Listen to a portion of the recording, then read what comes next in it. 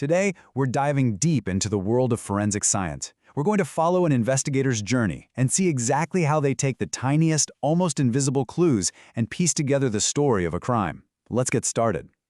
So, picture this. You're at a crime scene, and the only things left behind are a little dusting of some white powder and a single, kinda smudged fingerprint. Now that might not seem like much to go on, right? But for a forensic analyst, that's practically a treasure trove of information. So how on earth do they turn that into a solved case? Well, we're going to follow their exact process, step by step. First, we'll be right there with them, spotting clues at the crime scene. Then, we're taking those clues to the lab to analyze all the chemical traces. After that, we get personal. We're decoding the biological evidence. And finally, we'll see how it all comes together to build a rock-solid conclusion. Okay, so every single investigation starts in the same place, the crime scene.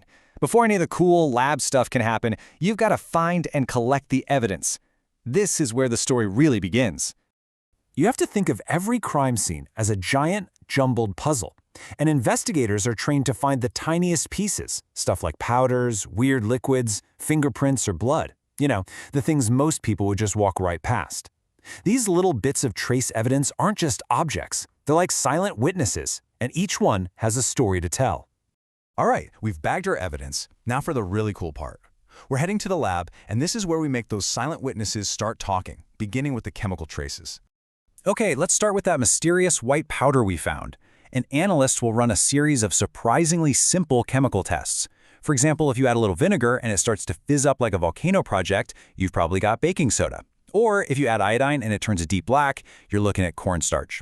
Each one of these reactions is another clue that helps them definitively identify the substance.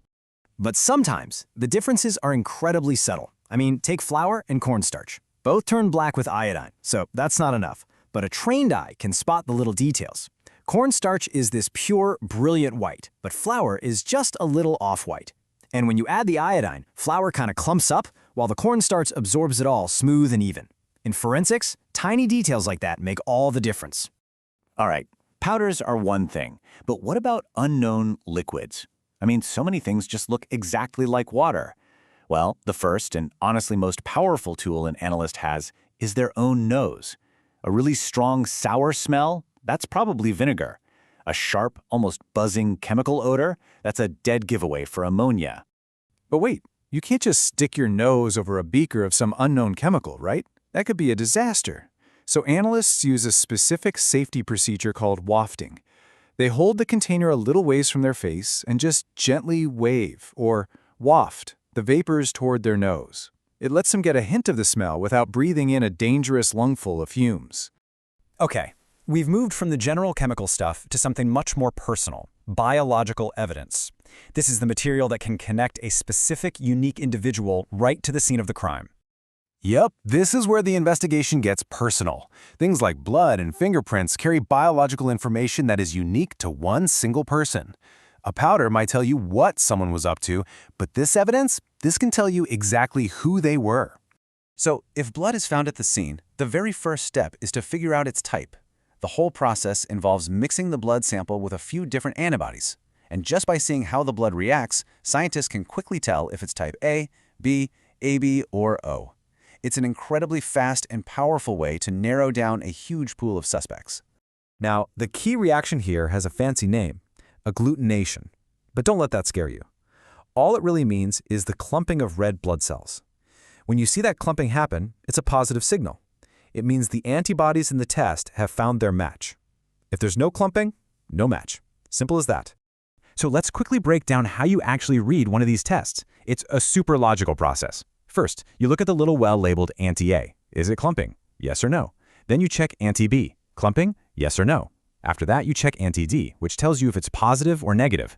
And finally, the control well has to stay clear. If that one clumps, the whole test is junk. See? It's a beautifully simple system. And from blood, we move to what might just be the ultimate unique identifier, the fingerprint. The patterns are formed by random chance in the womb. So get this. Even identical twins have different fingerprints. It's no wonder they're one of the most powerful tools in all of forensic science.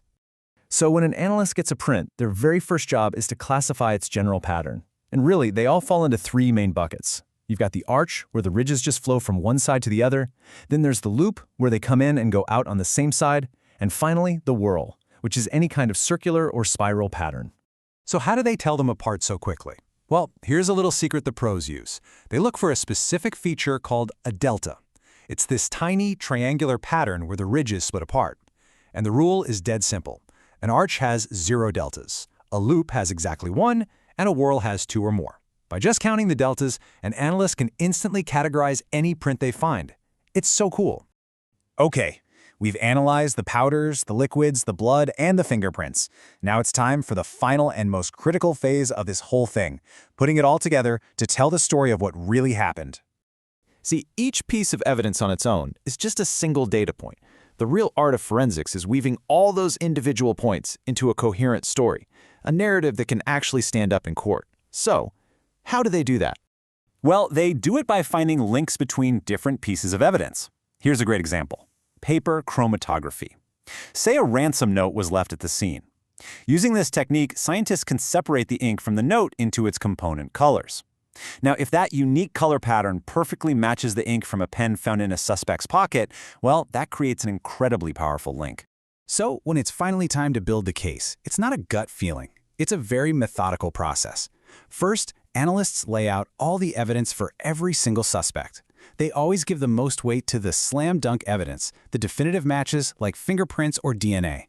Then they connect the other trace evidence to tell a story, like why was cornstarch found on a suspect who isn't a baker? You combine all that with a possible motive, and pretty soon a primary suspect starts to emerge from the pack. And that's really the heart of it, isn't it? Forensic science isn't just one thing. It's chemistry, it's biology, it's physics, all working together. It's a powerful method for building a logical, evidence-based story from the tiniest details someone thought no one would ever find. So, this amazing forensic toolkit allows investigators to build a powerful case from almost nothing. But what happens when the evidence doesn't agree? What happens when a fingerprint points to one person, but the DNA evidence points to someone else? What do you do when the science itself seems to be telling you two different stories? Well, that's where the real challenge of an investigation truly begins.